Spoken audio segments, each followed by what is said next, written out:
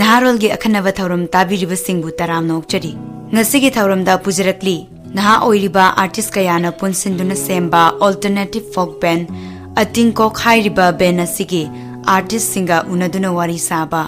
hauzik tabirasi Naharolgi akhanaba thauram ngasi Naharolgi akhanaba thauramgidamak unajanabagi tanja laujariba asi alternative folk band atingkok hairiba band asigi artist singa unajanabagi tanja adune artist sing asi kana kana no ahan mamuktada marup singi ming leifam aduga band asida karam ba thabak sing paibiri bahaibena chingba adu khangminase aigi ming thawan ai singjamai wang khitile kai tekine ai hujik atingkok band gi isai sai aduga isai meksu iraga maina compose tawraga koi puno kuna leminari isagi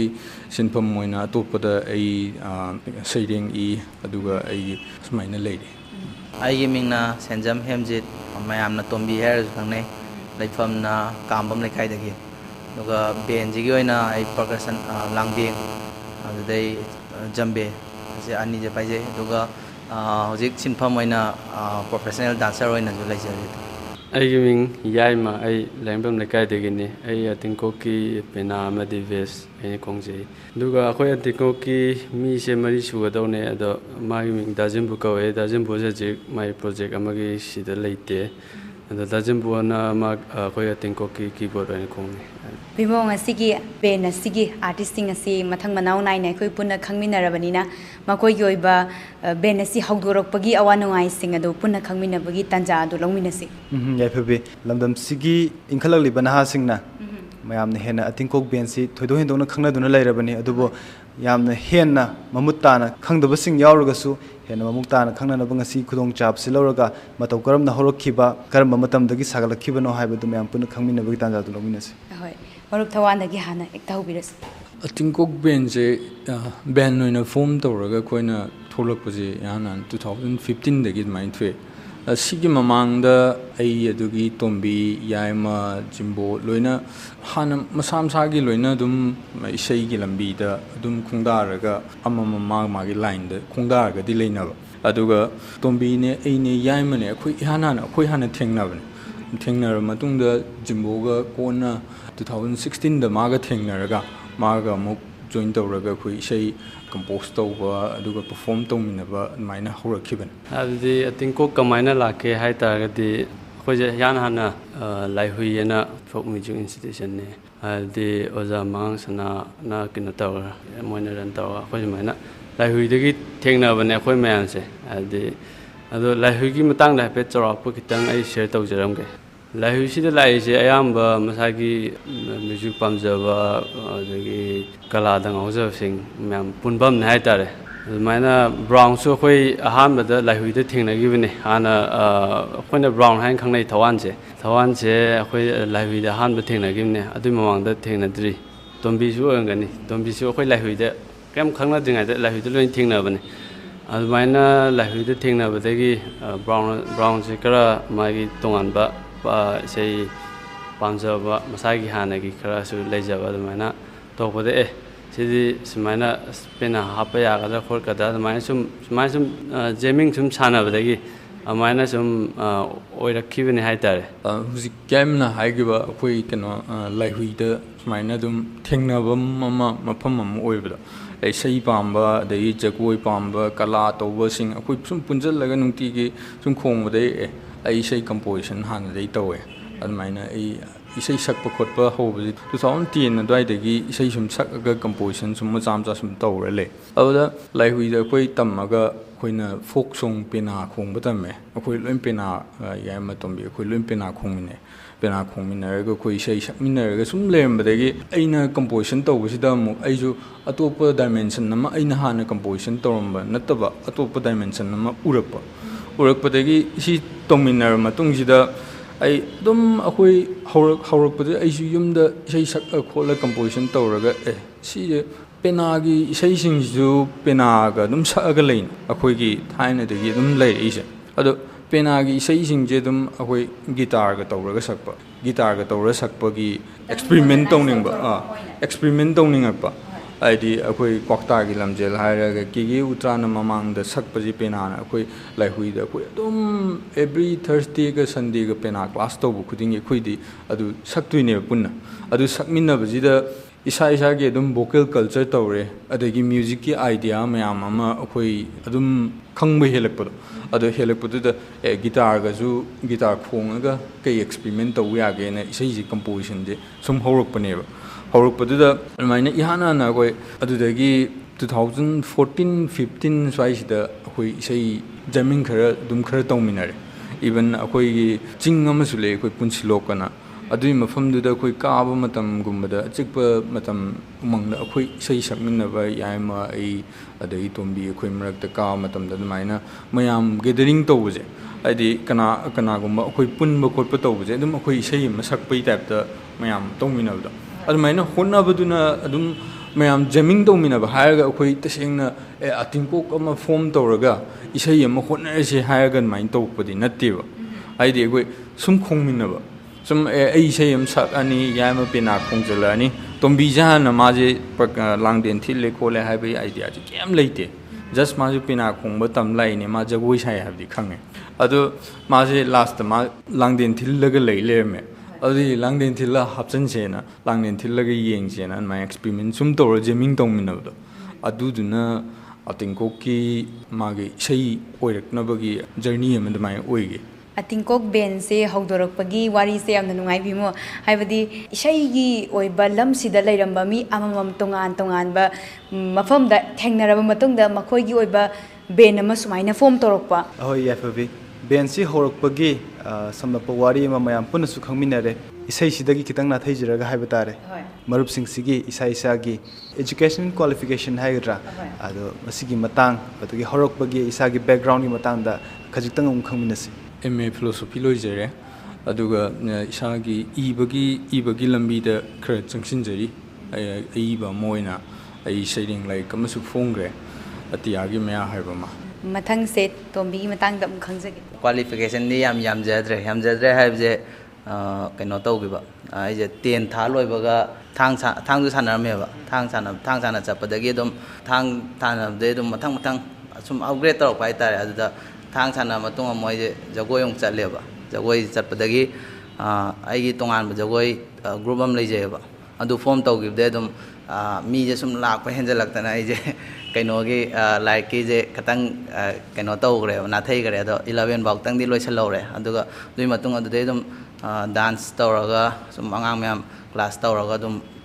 दाइनोइना दुम लेइग्रे बाइजे कहेता art तोइना पुरा इसाजे अदुदे focus तौग्रे अदो मरुमना हुजिक हाइबिरिबा मरुपसे हाना थांगसु सानाबिरमे हाइना ताकपिरे थांगसिना कदाइ फाउबा सानाबिरम दुगा जगोइसिना हुजि इसागी मखादसु महिरोय हाइगद्रा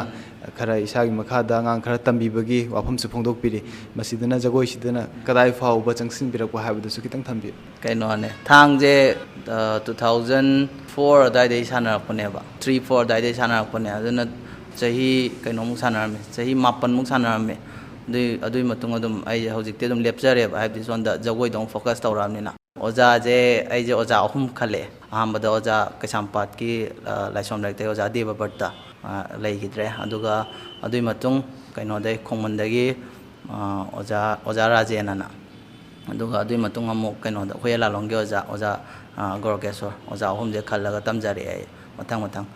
जगोइ मरोइना focus ओइन तैजे modern dance hip hop तोइन तौवेबा अदो सिदोइना अंगांग हौजे अंगांग 30 मुक तागा लेजरी ꯑꯩ ꯏꯁꯥꯒꯤ ꯍꯧꯖꯤꯛ 12 ꯂꯣꯏꯔꯦ ꯕꯦꯃꯪꯒꯣꯜꯗ ꯌꯥꯝ ꯅꯨꯡꯉꯥꯏꯖꯩ ꯃꯔꯨꯞ ꯑꯍꯨꯝꯗꯒꯤ ꯑꯩꯈꯣꯏꯒꯤ ꯏꯁꯥꯒꯤ ꯕꯦꯛꯒ꯭ꯔꯥꯎꯟ ꯑꯗꯨꯒ ꯃꯇꯧ ꯀꯔꯝꯅ ꯍꯧꯔꯛꯄ ꯍꯥꯏꯕꯁꯤꯒꯤ ꯃꯇꯥꯡꯗ ꯁꯝꯂꯞꯄ ꯋꯥꯔꯤ ꯑꯃ ꯃꯌꯥꯝ ꯄꯨꯟꯅ ꯈꯪꯃꯤꯟꯅꯔꯦ ꯃꯇꯥꯡꯁꯤꯗ ꯑꯩꯈꯣꯏꯒꯤ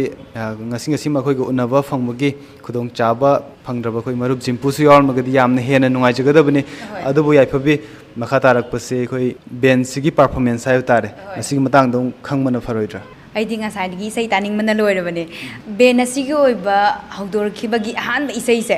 ꯃꯁꯤꯃꯗꯪ ꯇꯥꯔꯒꯗꯤ ꯄꯥꯞ ꯀꯣꯛꯀꯗ꯭ꯔꯥꯅ ꯈꯜꯂꯤꯕ ꯑꯇꯤꯡꯀꯣꯛꯀꯤ ꯑꯣꯏꯅ ꯏꯁꯩ ꯍꯧꯔꯛꯄꯁꯦ ꯑꯩꯈꯣꯏꯅ ꯄꯦꯅꯥꯒꯤ ꯏꯁꯩ ꯃꯌꯦꯛꯁꯤꯡ ꯑꯩ ꯇꯁꯦꯡꯅ ꯂꯥꯏꯍꯨꯏꯗ ꯑꯩꯅ ꯑꯃꯨꯛ ꯇꯝ ꯆꯪꯉꯤꯁꯤꯅ ꯑꯩꯁꯨ ꯄꯦꯅꯥ ꯈꯣꯡꯒꯦꯗꯤ ꯈꯟꯕ ꯅꯠꯇꯕ ꯖꯁ ꯑꯩ ꯄꯦꯅꯥꯒꯤ ꯏꯁꯩ ꯃꯌꯦꯛꯁꯤꯡꯁꯦ ꯍꯦꯟꯅ ꯄꯥꯝꯖꯔꯨꯕꯒꯤ ꯆꯪꯉꯛꯄꯅꯦꯕ ꯑꯗꯨ ꯆꯪꯉꯦ ꯑꯗꯨꯒ ꯄꯦꯅꯥꯁꯦ ꯑꯗꯨꯝ ꯄꯦꯅꯥ ꯈꯣꯡꯕ ꯏꯁꯩ ꯁꯛꯄ ꯄꯨꯟꯅ ꯌꯥꯎꯃꯤꯟꯅꯔꯦ ꯌꯥꯎꯔꯒ ꯑꯩꯁꯨ ꯑꯗꯨꯝ ꯈꯔ ꯂꯩꯔꯒ ꯄꯦꯅꯥ ꯈꯣꯡꯕ ꯑꯗꯨꯝ ꯍꯩ ꯂꯩꯔꯝꯃꯦ ꯑꯗꯨꯝ ꯄꯨꯟꯅ ꯈꯣꯡꯃꯤꯟꯅꯔꯒ ꯑꯩ ꯄꯦꯅꯥ ꯑꯃꯨꯛ ꯀꯩꯅꯣ ꯇꯧꯔꯒ ꯃꯌꯥꯝ ꯈꯣꯡꯃꯤꯟꯅꯔꯦ ꯑꯗꯨꯗꯩꯗ ꯍꯧꯖꯤꯛꯀꯤ ꯁꯤꯒꯤ ꯏꯁꯩ ꯂꯨꯃꯥꯡ ꯁꯝꯕꯨꯟ ꯍꯥꯏꯁꯦ ꯊꯥꯏꯅꯒꯤ ꯐꯣꯛ ꯀꯩꯅꯣꯗ ꯂꯩꯔꯝꯕ ꯁꯩꯍꯧꯒꯤ ꯃꯃꯥꯡꯗ ꯍꯥꯞꯄ ꯏꯁꯩꯅꯦ ꯍꯥꯏꯇꯥꯔꯦ ꯁꯩꯔꯦꯡꯒꯨꯝꯕ ꯁꯩꯔꯦꯡ ꯃꯌꯦꯛ ꯁꯩꯍꯧ ꯑꯣꯏꯅ ꯁꯛꯄ ꯄꯦꯅꯥ ꯁꯛꯄ ꯁꯤꯡꯅ ꯁꯛꯄ ꯀꯩꯅꯣ ꯃꯌꯦꯛꯅꯦꯕ ꯑꯗꯨꯒꯤ ꯃꯌꯦꯛꯁꯦ ꯀꯃꯥꯏꯅ ꯑꯅꯣꯏꯔꯣꯜꯗꯅ ꯂꯥꯏꯔꯤꯛ ꯑꯃꯗꯒꯤ ꯃꯃꯥꯡ ꯑꯗꯨꯗꯩꯗ ꯌꯥꯎꯕꯗꯒꯤ ꯑꯩꯅ ꯊꯦꯡꯅꯖꯔꯒ ꯑꯗꯨꯒꯤ ꯃꯌꯦꯛꯁꯤꯡꯗꯣ ꯑꯩꯉꯣꯟꯗ ꯌꯥꯝ ꯊꯤꯅ ꯄꯥꯝꯖꯈꯤꯕ ꯍꯥꯏꯇꯥꯔꯦ ꯑꯔꯤꯕ ꯋꯥꯍꯩꯁꯤꯡꯗꯨꯗ ꯂꯨꯃꯥꯡ ꯁꯝꯕꯨꯟ ꯍꯥꯏꯔꯒꯅ ꯄꯟꯊꯧ ꯈꯪꯅꯕ ꯂꯨꯇꯨꯡ ꯁꯝꯖꯤꯜ ꯂꯩꯔꯒꯅ ꯄꯂꯦꯝ ꯈꯪꯅꯕ ꯑꯗꯨꯒꯤ ꯁꯤꯝꯕꯣꯂꯥꯏꯁ ꯇꯧꯔꯝꯕ ꯃꯌꯦꯛꯁꯤꯡꯗꯣ ꯎꯕꯗꯒꯤ ꯌꯥꯝ ꯊꯤ ꯄꯥꯝꯖꯈꯤ ꯈꯜꯂꯦ ꯑꯗꯨ ꯁꯤꯒꯤ ꯑꯍꯥꯟꯕ ꯀꯝꯄꯣꯖꯤꯁꯟꯁꯦ ꯑꯩꯅ ꯖꯁ ꯌꯥꯝ ꯆꯝꯅ ꯑꯩ ꯌꯥꯝ ꯈ꯭ꯋꯥꯏꯗꯒꯤ ꯂꯥꯏꯕ ꯀꯣꯔꯠ ꯑꯅꯤ ꯄꯥꯏꯔꯒ ꯑꯗꯨꯃꯥꯏꯅ ꯀꯝꯄꯣꯖ ꯇꯧꯅꯤꯡꯉꯦꯅ ꯌꯨꯝꯗ ꯑꯗꯨꯝ ꯀꯥꯟꯗ 2013-14 ꯁ꯭ꯋꯥꯏꯁꯦ ꯁꯤꯗꯩꯁꯤꯗ ꯑꯩꯁꯦ ꯑꯗꯨꯝ ꯑꯩꯈꯣꯏ ꯄꯨꯟꯗꯕ ꯃꯇꯝꯗ ꯀꯃꯥꯏꯅ ꯇꯧꯒꯦꯗ ꯑꯩꯁꯦ ꯌꯨꯝꯗ ꯑꯩꯈꯣꯏ ꯂꯩꯀꯥꯏꯗ ꯇꯨꯔꯦꯟꯄꯥꯟꯗ ꯑꯗꯨꯝ ꯏꯁꯩ ꯁꯛꯑꯒ ꯑꯗꯨꯃꯥꯏꯅ ꯂꯦꯜꯂꯛꯑꯦꯕ ꯇꯨꯔꯦꯟꯄꯥꯟꯁꯦ ꯅꯨꯡꯗꯥꯡꯁꯦ ꯑꯗꯨꯝ ꯄꯨꯡ 8ꯗꯒꯤꯅ ꯑꯩꯈꯣꯏ ꯄꯨꯡ 2ꯐꯥꯎꯀ ꯇꯨꯔꯦꯟꯄꯥꯟꯗ ꯏꯁꯩ ꯃꯌꯥꯝ ꯃꯩ ꯊꯥꯃꯤꯟꯅꯔꯒ ꯑꯩꯈꯣই ꯄꯨꯟꯖꯜꯂꯛꯑꯦ ꯏꯃꯥꯟꯅꯕ ꯂꯩꯀꯥꯏ ꯏꯃꯥꯟꯅꯕꯁꯤꯡꯒ ꯑꯗꯨꯃꯥꯏꯅ ꯄꯨꯜꯂ ꯁꯨꯝ ꯅꯨꯡꯇꯤ ꯏꯁꯩ ꯁꯛꯄꯁꯦ ꯍꯦꯕꯤꯠ ꯑꯣꯏꯅ ꯇꯧꯕ ꯍꯥꯏꯇꯥꯔꯦ ꯑꯗꯨꯗ ꯁꯨꯝ ꯁꯛꯑꯦ ꯑꯗꯨ ꯁꯤ ꯏꯁꯩ ꯁꯨꯃꯥꯏꯅ ꯁꯛꯄ ꯌꯥꯏ ꯑꯗꯩ ꯑꯩ ꯍꯥꯟꯅ ꯀꯝꯄꯣꯖꯤꯁꯟꯒ ꯁꯨꯝ ꯁꯛꯑꯒ ꯑꯗꯨꯗꯩ ꯑꯩꯈꯣꯏ ꯑꯃꯨꯛ ꯌꯥꯏꯃ ꯄꯨꯟꯖꯜꯂ ꯌꯥꯏꯃ ꯁꯤ ꯄꯦꯅꯥ ꯁꯨꯃꯥꯏꯅ ꯍꯥꯞꯁꯦ ꯑꯗꯩ ꯇꯣꯝꯕꯤ ꯂꯥꯡꯗꯦ ꯍꯥꯞꯁꯦꯅ ꯑꯗꯨꯃꯥꯏꯅ ꯐꯨꯝꯁꯦ ꯇꯥꯈꯤꯕꯅꯦ ꯑꯍꯥꯟꯕ ꯀꯝꯄꯣꯖꯤꯁꯟ ꯑꯩꯅ ꯍꯥꯏꯐꯦꯠ ꯆꯥꯎꯔꯥꯛꯄ ꯈꯤꯇꯪ ꯂꯥꯏꯟ ꯑꯗꯨꯃꯥꯏꯅ ꯇꯧꯖꯈꯤꯕꯅꯦ ꯏꯁꯩ ꯁꯤꯅ ꯑꯗꯨꯒ ꯁꯤꯅ ꯏꯍꯥꯟ ꯍꯥꯟꯅꯁꯨ ꯑꯇꯤꯡꯀꯣꯛꯀꯤ ꯑꯩꯈꯣꯏ ꯄꯔꯐꯣꯔꯃꯦꯟꯁ ꯑꯣꯏꯅ ꯄꯤꯕꯗ ꯐꯦꯁꯇꯤꯚꯦꯜ ꯑꯣꯐ ꯑꯟꯗ꯭ꯔꯣꯅ 2015ꯗ ꯈꯔ ꯆꯥꯎꯕ ꯏꯚꯦꯟ 2-day ꯃ꯭ꯌꯨꯖꯤꯛ ꯐꯦꯁꯇꯤꯚꯦꯜ ꯑꯃ ꯇꯧꯒꯦ ꯑꯟꯗ꯭ꯔꯣꯗ ꯏꯃꯥꯟꯅꯕ ꯇꯣꯝ ꯃꯩꯁꯅꯥꯝ ꯃꯥꯅ ꯁꯤꯟꯕꯅꯦ ꯁꯤꯗꯩꯁꯤꯗ ꯃꯄꯥꯟꯒꯤ ꯕꯦꯟꯁꯨ ꯂꯥꯛꯑꯦ ꯑꯗꯨꯒ ꯕꯦꯟ ꯑꯗꯨꯝ ꯈꯔ ꯌꯥꯝꯃꯦ ꯑꯗꯨꯗꯩꯗ ꯑꯩꯈꯣꯏ ꯀꯩꯅꯣ ꯑꯍꯥꯟꯕ ꯅꯨꯃꯤꯠꯀꯨꯝꯕꯗ ꯃꯥꯜꯂꯦ ꯑꯗꯨꯗꯩꯗ ꯏꯍꯥꯟ ꯍꯥꯟꯅ ꯑꯇꯤꯡꯀꯣꯛꯁꯦ ꯑꯩꯈꯣꯏ ꯏꯁꯩ ꯑꯅꯤꯈꯛꯇꯪ ꯁꯛꯑꯦꯕ ꯕꯦꯟꯒꯤ ꯄꯔꯐꯣꯔꯃꯦꯟꯁꯁꯦ 30 ꯃꯤꯅꯤꯠꯅꯦꯕ ꯑꯩꯈꯣꯏ ꯏꯁꯩ ꯑꯅꯤꯅ 30 ꯃꯤꯅꯤꯠ ꯀꯚꯔ ꯇꯧꯔ ꯁꯛꯈꯤꯕ ꯁꯤꯒꯤ ꯏꯁꯩꯁꯤꯅ ꯑꯩꯈꯣꯏ ꯃꯤꯅꯤꯠ 8-9ꯃꯨꯛ ꯁꯥꯡꯉꯒ ꯑꯗꯨꯒ ꯀ꯭ꯋꯥꯛꯇꯥꯒꯤ ꯂꯝꯖꯦꯜꯁꯤ ꯊꯥꯏꯅꯗꯒꯤ ꯂꯩꯔꯕ ꯈꯝꯕꯒ ꯅꯣꯡꯃꯥꯟ ꯂꯝꯖꯦꯜ ꯇꯥꯟꯅꯕꯒꯤ ꯃꯇꯥꯡꯗ ꯁꯛꯄ ꯀꯩꯅꯣꯗꯨꯅꯦꯕ ꯖꯁ ꯑꯗꯨꯗ ꯑꯩꯈꯣꯏꯅ ꯑꯩ ꯒꯤꯇꯥꯔ ꯈꯣꯡꯉꯒ ꯑꯗꯨꯃꯥꯏꯅ ꯁꯛꯑꯒ ꯑꯗꯨ ꯏꯍꯥꯟ ꯍꯥꯟꯅ ꯑꯩꯈꯣꯏꯒꯤ ꯄꯕ꯭ꯂꯤꯛ ꯀꯩꯅꯣ ꯑꯇꯤꯡꯀꯣꯛ ꯑꯣꯏꯅ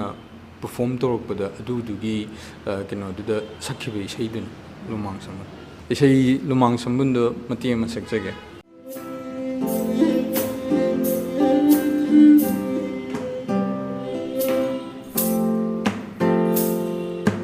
ꯂꯨꯃꯥꯡ ꯁꯝꯕꯨꯟ ꯄꯨꯜꯂꯒ ꯄꯟꯊꯧ ꯀꯧꯕꯗ ꯄꯥꯎꯈꯨꯝꯕꯤ ꯂꯨꯇꯨꯡ ꯁꯝꯖꯤꯜ ꯂꯩꯔꯒ ꯄꯂꯦꯝ ꯀꯧꯕꯗ ꯄꯥꯎꯈꯨꯝꯕꯤ ꯂꯨꯃꯥꯡ ꯁꯝꯕꯨꯟ ꯄꯨꯜꯂꯒ ꯄꯟꯊꯧ ꯀꯧꯕꯗ ꯄꯥꯎꯈꯨꯝꯕꯤ ꯂꯨꯇꯨꯡ ꯁꯝꯖꯤꯜ ꯂꯩꯔꯒ ꯄꯂꯦꯝ ꯀꯧꯕꯗ ꯄꯥꯎꯈꯨꯝꯕꯤ ꯂꯋꯥꯏ ꯁꯝꯕꯨꯟ ꯂꯩꯔꯒ ꯄꯂꯦꯝ ꯄꯟꯊꯧ ꯁꯛꯂꯤꯕꯤ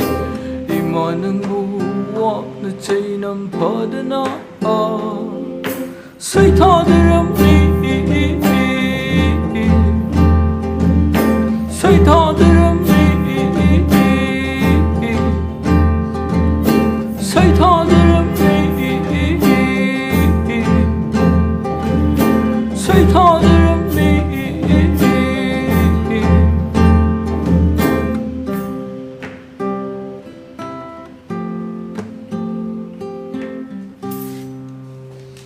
ꯇꯥꯕꯗ ꯌꯥꯝꯅ ꯄꯨꯛꯅꯤꯡ ꯅꯨꯡꯁꯤꯕ ꯑꯗꯨꯒ ꯑꯩꯈꯣꯏꯒꯤ ꯍꯧꯔꯛꯐꯝꯕꯨ ꯅꯤꯡꯁꯤꯡꯕ ꯃꯤꯀꯨꯞꯇꯣ ꯉꯁꯤꯒꯤ ꯃꯤꯀꯨꯞꯁꯦ ꯑꯣꯏ ꯍꯥꯏꯅ ꯌꯥꯏꯐꯕꯤ ꯊꯝꯖꯒꯦ ꯕꯦꯟ ꯑꯁꯤꯗ ꯏꯁꯩ ꯑꯍꯥꯟꯕ ꯂꯨꯃꯥꯡ ꯁꯝꯕꯨꯜ ꯍꯥꯏꯕ ꯏꯁꯩꯁꯤꯃ ꯐꯣꯡꯈ꯭ꯔꯕ ꯃꯇꯨꯡꯁꯤꯗ ꯑꯇꯣꯞꯄ ꯀꯔꯤ ꯏꯁꯩꯁꯤꯡ ꯐꯣꯡꯂꯛꯄ ꯑꯗꯨꯒ ꯏꯁꯩ ꯐꯣꯡꯂꯛꯄꯒꯤ ꯃꯁꯤꯒꯤ ꯑꯣꯏꯕ ꯈꯣꯡꯆꯠꯁꯦ ꯃꯁꯤꯒꯤ ꯃꯇꯥꯡꯗꯁꯨ ꯑꯃꯨꯛ ꯇꯥꯖꯒꯦ ꯂꯨꯃꯥꯡ ꯁꯝꯕꯨꯟ ꯑꯗꯒꯤ ꯑꯇꯣꯞꯄ ꯏꯁꯩ ꯃꯥꯡꯈꯤꯕ ꯉꯝꯗꯅ ꯁꯥꯎꯟ ꯀ꯭ꯂꯥꯎꯗ ꯏꯁꯩ ꯇꯥꯅꯕꯒꯤ ꯀꯩꯅꯣ ꯑꯦꯞ ꯑꯃꯗ ꯑꯗꯨꯃꯥꯏꯅ ꯑꯗꯨꯗ ꯗꯤꯃꯣ ꯃꯆꯥ ꯏꯁꯩ ꯃꯆꯦꯠ ꯑꯗꯨꯃꯥꯏꯅ ꯏꯍꯥꯟ ꯍꯥꯟꯅ ꯑꯗꯨꯃꯥꯏꯅ ꯍꯧꯒꯦ ꯄꯔꯐꯣꯔꯃꯦꯟꯁ ꯇꯧꯔꯤ ꯈꯨꯗꯤꯡꯒꯤ ꯑꯩꯈꯣꯏꯒꯤ ꯕꯦꯟꯒꯤ ꯉꯁꯤ ꯇꯧꯔꯦ ꯑꯗꯩ ꯍꯌꯦꯡ ꯇꯧꯔꯦ ꯑꯗꯨ ꯇꯧꯔꯤ ꯈꯨꯗꯤꯡꯒꯤ ꯑꯝꯇ ꯃꯥꯟꯅꯗꯦꯕ ꯑꯩꯈꯣꯏꯁꯦ ꯑꯗꯨꯝ ꯏꯝꯄ꯭ꯔꯣꯚꯥꯏꯁ ꯇꯧꯅꯕꯗꯣ ꯉꯁꯤꯅ ꯁꯨꯃꯥꯏꯅ ꯉꯁꯤ ꯌꯥꯏꯃ ꯄꯦꯅꯥ ꯍꯦꯟꯅ ꯈꯣꯡꯂꯛꯄ ꯌꯥꯏ ꯑꯗꯨ ꯃꯊꯪ ꯆꯞ ꯃꯥꯟꯅꯕ ꯏꯁꯩꯗꯨꯗ ꯃꯊꯪ ꯆꯠꯄꯗꯅ ꯑꯩꯈꯣꯏ ꯈꯤꯇꯪ ꯑꯃꯨꯛ ꯈꯣꯡꯕꯁꯨ ꯌꯥꯎꯋꯦ ꯑꯗ ꯑꯗꯨꯝ ꯊꯤꯟꯕꯁꯨ ꯑꯗꯨꯝ ꯏꯝꯄ꯭ꯔꯣꯚꯥꯏꯁ ꯇꯧꯔꯒ ꯑꯗꯨꯃꯥꯏꯅ ꯇꯧꯋꯦ ꯑꯗꯣ ꯍꯟꯗꯛꯇ ꯀꯩꯅꯣ ꯌꯨꯇ꯭ꯌꯨꯕꯇ ꯑꯇꯤꯡꯀꯣꯛꯀꯤ ꯇꯥꯟꯊꯥꯅ ꯂꯥꯏꯐ ꯔꯦꯀꯣꯔꯗꯤꯡ ꯏꯁꯩ 3 ꯂꯧꯋꯦ ꯍꯧꯖꯤꯛ ꯏꯁꯩ 3ꯗꯤ ꯔꯤꯂꯤꯁ ꯇꯧꯖꯈ꯭ꯔꯦ ꯂꯥꯏꯐ ꯔꯦꯀꯣꯔꯗꯤꯡꯗꯨꯗ ꯑꯔꯨꯕꯅ ꯃꯇꯥꯏꯗ ꯑꯃꯨꯛꯁꯨ ꯑꯗꯨꯒ ꯂꯨꯃꯥꯡ ꯁꯝꯕꯨꯜꯅꯦ ꯑꯗꯨꯒ ꯃꯤ ꯍꯥꯏꯕꯁꯤ ꯏꯁꯩ ꯑꯃꯒ ꯃꯤ 2 ꯁꯨꯕ ꯑꯃꯒ ꯑꯗꯨꯃꯥꯏꯅ ꯏꯁꯩ ꯑꯗꯨ ꯃꯌꯥꯝꯅ ꯐꯨꯜ ꯑꯣꯏꯅ ꯇꯥꯕ ꯂꯦꯡꯇ ꯍꯧꯖꯤꯛꯐꯥꯎ ꯐꯪꯉꯤꯁꯦ ꯑꯗꯨ ꯈꯛꯇ ꯉꯥꯏꯔꯤ ꯏꯁꯩꯗ ꯍꯧꯖꯤꯛꯀꯤ ꯐꯣꯡꯈ꯭ꯔꯕ ꯏꯁꯩꯁꯤꯡ ꯑꯁꯤꯒꯤ ꯃꯅꯨꯡꯁꯤꯗ ꯑꯩꯈꯣꯏꯅ ꯁꯨꯝ ꯏꯁꯩꯒꯤ ꯃꯌꯦꯛꯁꯤꯡꯁꯦ ꯇꯥꯖꯕ ꯃꯇꯝꯗ ꯃꯤꯆꯝ ꯑꯃꯅ ꯋꯥꯔꯤ ꯁꯥꯟꯅꯕ ꯅꯠꯇꯕ ꯇꯣꯉꯥꯟꯕ ꯀꯔꯤ ꯍꯥꯏꯒꯅꯤ ꯐꯤꯂꯣꯖꯣꯐꯤꯀꯦꯜ ꯑꯣꯏꯕ ꯌꯥꯝꯅ ꯏꯁꯩꯁꯤꯒꯤ ꯃꯅꯨꯡꯒꯤ ꯑꯣꯏꯕ ꯑꯥꯔꯊꯁꯦ ꯑꯁꯨꯛꯀꯤ ꯃꯇꯤꯛ ꯆꯦꯟꯕ ꯏꯁꯩ ꯑꯣꯏꯅ ꯁꯨꯝ ꯊꯦꯡꯅꯖꯩ ꯑꯗꯨꯅ ꯏꯁꯩꯁꯤ ꯏꯔꯛꯄꯒꯤ ꯃꯇꯥꯡ ꯑꯗꯨꯒ ꯁꯨꯔ ꯄꯥꯟꯈꯠꯂꯛꯄꯒꯤ ꯃꯇꯥꯡꯗ ꯉꯁꯥꯏ ꯃꯃꯥꯡꯗꯕꯨꯗꯤ ꯍꯥꯏꯕꯤꯈ꯭ꯔꯦ ꯇꯨꯔꯦꯟ ꯃꯄꯥꯟꯗ ꯐꯝꯃꯒ ꯃꯔꯨꯞꯁꯤꯡꯒ ꯂꯣꯏꯅꯅ ꯑꯗꯨꯃꯛ ꯄꯥꯟꯈꯤꯕꯅꯤ ꯍꯥꯏꯅ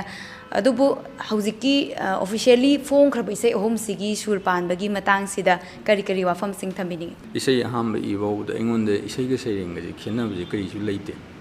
ꯑꯗꯨꯝ ꯁꯩꯔꯦꯡ ꯑꯃ ꯄꯥꯕ ꯃꯇꯝꯗ ꯑꯗꯨꯝ ꯏꯁꯩ ꯑꯣꯏꯅ ꯇꯥꯕꯁꯨ ꯌꯥꯎꯋꯦ ꯑꯗꯨꯒ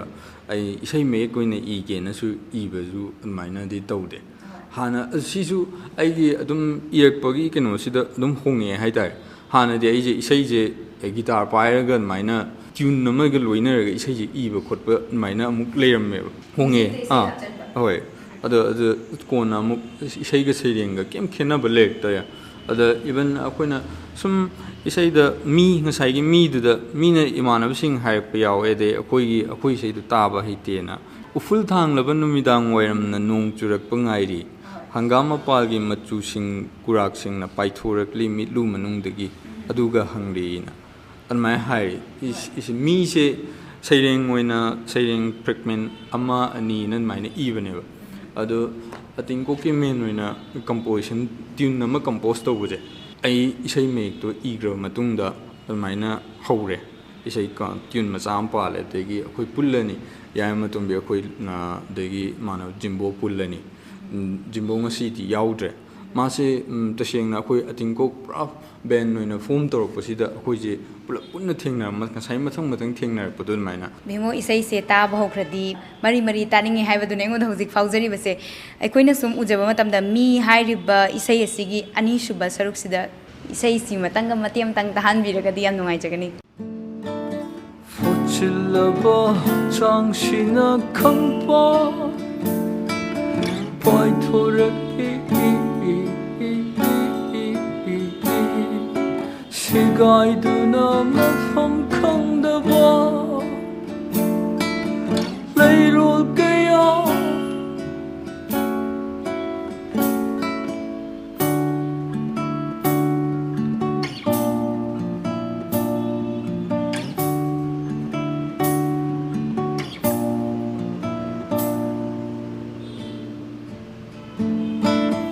ꯎꯁꯤꯟꯅꯗ꯭ꯔꯤꯕꯁꯤꯡꯒꯤ ꯃꯔꯛꯇ ꯃꯤ ꯃꯥꯟꯕ ꯅꯨꯡꯖꯥꯎ ꯑꯃ ꯑꯣꯏꯔꯨꯕꯒꯤꯗꯃꯛ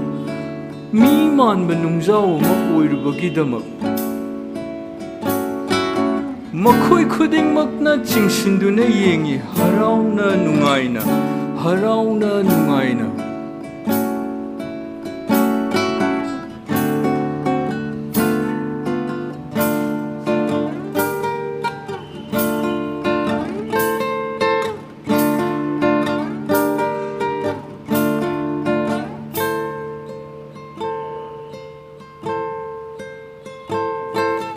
ꯐꯖꯕ ꯄꯣꯠꯁꯛ ꯍꯥꯏꯔꯤꯕꯁꯤ ꯃꯤ ꯃꯥꯟꯕ ꯃꯑꯣꯡ ꯑꯁꯤꯔ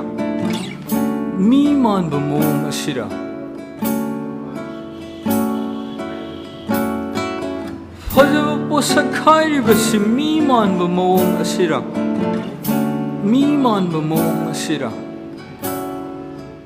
ꯑꯅꯤꯁꯨꯕ ꯑꯣꯏꯅ ꯏꯁꯩꯁꯤꯃꯁꯨ ꯇꯥꯕ ꯐꯪꯖꯕ ꯑꯁꯨꯛꯀꯤ ꯃꯇꯤꯛ ꯅꯨꯡꯉꯥꯏꯖꯩ ꯃꯈꯥ ꯇꯥꯔꯛꯄꯁꯦ ꯌꯥꯏꯐꯕꯤ ꯄꯔꯐꯣꯔꯃꯦꯟꯁꯁꯦ ꯑꯩꯈꯣꯏꯅ ꯃꯃꯥꯡꯗ ꯇꯥꯈꯤꯕꯗ ꯑꯟꯗ꯭ꯔꯣꯒꯤ ꯐꯦꯁꯇꯤꯚꯦꯜꯗ ꯑꯍꯥꯟꯕ ꯑꯣꯏꯅ ꯄꯔꯐꯣꯔꯃꯦꯟꯁ ꯄꯤ ꯍꯥꯏꯅꯁꯨ ꯑꯩꯈꯣꯏ ꯇꯥꯖꯈ꯭ꯔꯦ ꯑꯗꯣ ꯃꯈꯥ ꯇꯥꯔꯛꯄꯁꯤ ꯑꯣꯏꯅ ꯑꯩꯈꯣꯏ ꯃꯅꯤꯄꯨꯔꯒꯤ ꯀꯔꯝꯕ ꯃꯐꯝꯁꯤꯡ ꯑꯃꯗꯤ ꯃꯄꯥꯟ ꯂꯝꯗ ꯀꯗꯥꯏꯗ ꯄꯔꯐꯣꯔꯃꯦꯟꯁꯁꯤꯡ ꯄꯤꯕꯤꯔꯨꯕ ꯁꯤꯒꯤ ꯃꯇꯥꯡꯗꯁꯨ ꯈꯔ ꯈꯪꯃꯤꯟꯅꯁꯦ 2015-16 ꯁꯤꯒꯤ ꯃꯔꯛꯁꯦ ꯑꯩꯈꯣꯏ ꯑꯗꯨꯝ ꯁꯤꯗꯩꯁꯤꯗ ꯏꯝꯐꯥꯜꯒꯤ ꯑꯦꯔꯤꯌꯥꯗ ꯁꯤꯟꯕꯀꯣ ꯏꯚꯦꯟ ꯃꯆꯥ ꯑꯗꯒꯤ ꯏꯟꯇꯨ ꯗ ꯋꯥꯏꯜꯗꯅ ꯆꯤꯔꯤꯛ ꯈꯨꯟꯂꯣꯝꯗ ꯁꯤꯟꯕ ꯏꯚꯦꯟ ꯑꯃ ꯑꯗꯨꯁꯨ ꯑꯗꯨꯝ ꯃꯅꯤꯄꯨꯔꯒꯤ ꯑꯣꯏꯅ ꯑꯩꯈꯣꯏ ꯃꯄꯥꯟ ꯂꯝꯒꯤ ꯕꯦꯟ ꯃꯌꯥꯝ ꯀꯧꯔꯒ ꯁꯤꯟꯕ ꯑꯆꯧꯕ ꯏꯚꯦꯟꯅꯦ ꯑꯗꯨꯗꯩꯗ ꯑꯩꯈꯣꯏ ꯆꯍꯤ ꯑꯅꯤꯔꯛ ꯑꯗꯨꯃꯥꯏꯅ ꯄꯔꯐꯣꯔꯝ ꯇꯧꯈ꯭ರೆ 2016 2017 ꯑꯗꯨꯒ ꯑꯗꯨꯒꯤ ꯃꯔꯛꯇꯨꯗ ꯏꯚꯦꯟ ꯀꯦꯐꯦꯁꯤꯡꯗ ꯇꯧꯕ ꯑꯗꯨꯒ ꯃꯅꯤꯄꯨꯔ ꯁꯉꯥꯏ ꯈꯨꯅꯨꯡ ꯐꯦꯁꯇꯤꯚꯦꯜ 2016ꯒꯨꯝꯕ ꯑꯗꯨꯒ ꯃꯔꯛꯇ ꯑꯗꯨꯃꯥꯏꯅ ꯇꯧꯋꯦ ꯑꯗꯨꯒ ꯍꯧꯖꯤꯛꯀꯤ ꯑꯩꯈꯣꯏ 2016ꯒꯤ ꯈꯣꯡꯕꯁꯤꯗꯒꯤ ꯑꯩꯈꯣꯏꯒꯤ ꯄꯔꯐꯣꯔꯃꯦꯟꯁꯁꯦ ꯎꯕꯗꯒꯤ ꯁꯤꯗ ꯃꯄꯥꯟꯗꯒꯤ ꯕꯦꯟ ꯑꯃ ꯂꯥꯛꯑꯦꯕ ꯃꯦꯟ ꯍꯨ ꯄꯣꯁ ꯑꯅ ꯃꯣꯏꯁꯦ ꯖꯤꯔꯣ ꯐꯦꯁꯇꯤꯚꯦꯜ ꯑꯣꯐ ꯃ꯭ꯌꯨꯖꯤꯛ ꯑꯅ ꯑꯔꯨꯅꯥꯆꯜꯗ ꯁꯤꯟꯕ ꯑꯔꯨꯅꯥꯆꯜꯁꯦ ꯈ꯭ꯋꯥꯏꯗꯒꯤ ꯒ꯭ꯔꯦꯇꯦꯁ ꯑꯥꯎꯠꯗꯣꯔ ꯃ꯭ꯌꯨꯖꯤꯛ ꯐꯦꯁꯇꯤꯚꯦꯜ ꯑꯅꯤ ꯁꯤꯜꯂꯦꯕ ꯆꯍꯤ ꯑꯃꯗ ꯃꯣꯏꯁꯦ ꯖꯤꯔꯣ ꯐꯦꯁꯇꯤꯚꯦꯜ ꯑꯣꯐ ꯃ꯭ꯌꯨꯖꯤꯛ ꯍꯥꯏꯁꯤꯅ ꯖꯤꯔꯣ ꯍꯥꯏꯕ ꯃꯐꯝꯗꯨꯗ ꯑꯗꯨꯒ ꯑꯣꯔꯦꯟꯖ ꯐꯦꯁꯇꯤꯚꯦꯜ ꯑꯅ ꯗꯝꯕꯨꯛꯇ ꯑꯃꯒ ꯁꯤꯜꯂꯦꯕ ꯍꯧꯖꯤꯛꯀꯤ ꯖꯤꯔꯣ ꯐꯦꯁꯇꯤꯚꯦꯜꯁꯤꯗꯅ ꯑꯩꯈꯣꯏ 2017ꯗ ꯈꯣꯡꯉꯦ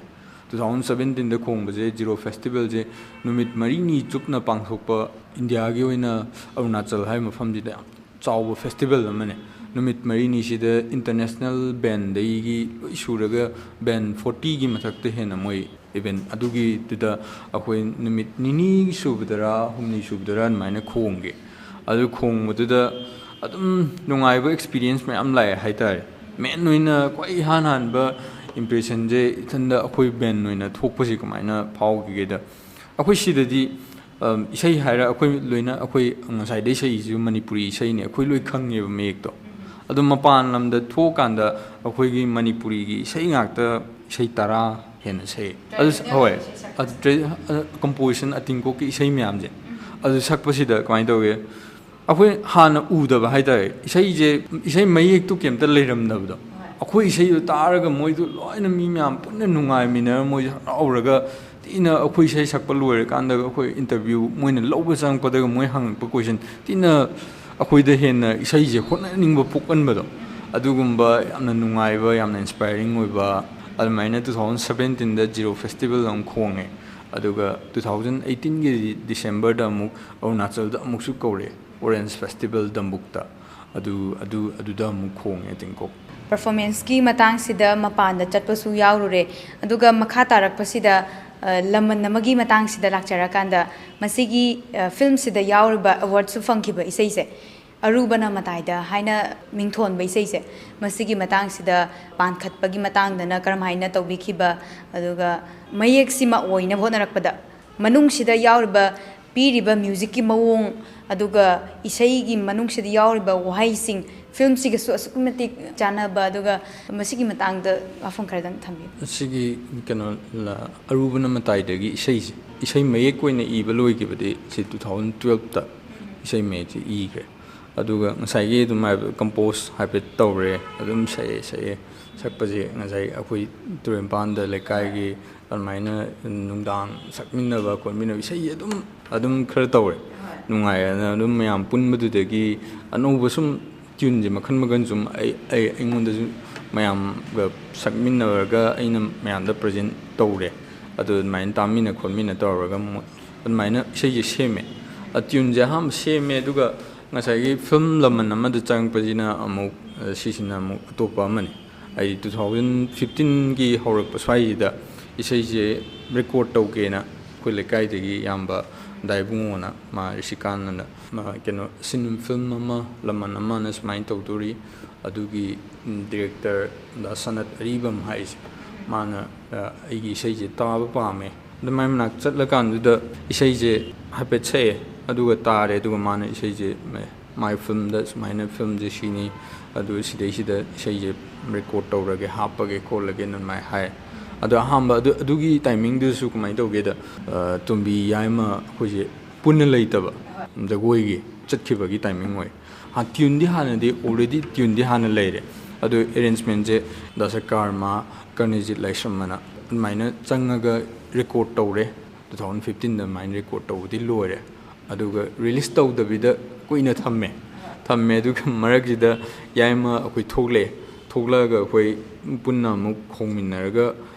ꯁꯤꯗꯤ ꯃ꯭ꯌꯨꯖꯤꯛ ꯚꯤꯗꯤꯑꯣ ꯑꯃ ꯁꯦꯝꯁꯦꯅ ꯑꯗꯨꯃꯥꯏꯅ ꯑꯩꯈꯣꯏꯒꯤ ꯐꯤल्मꯒꯤ ꯁꯤꯒꯤ ꯂꯃꯟ ꯑꯃ ꯐꯤल्मꯒꯤ ꯗꯤꯔꯦꯛꯇꯔ ꯑꯣꯏꯕ ꯁꯅꯠ ꯑꯔꯤꯕꯝ ꯃꯥꯅ ꯑꯩꯈꯣꯏ ꯚꯤꯗꯤꯑꯣ ꯑꯃ ꯅꯝꯃꯦ ꯚꯤꯗꯤꯑꯣ ꯑꯃ ꯅꯝꯕꯁꯦ ꯌꯥꯏꯃꯒꯤ ꯃ꯭ꯌꯨꯖꯤꯛꯀꯤ ꯄꯥꯔꯠꯇ ꯃꯨꯞꯃꯦꯟ ꯈꯔ ꯌꯥꯎꯕ ꯑꯗꯒꯤ ꯇꯣꯝꯕꯤ ꯑꯩꯈꯣꯏ म्यूजिक अदुमाइना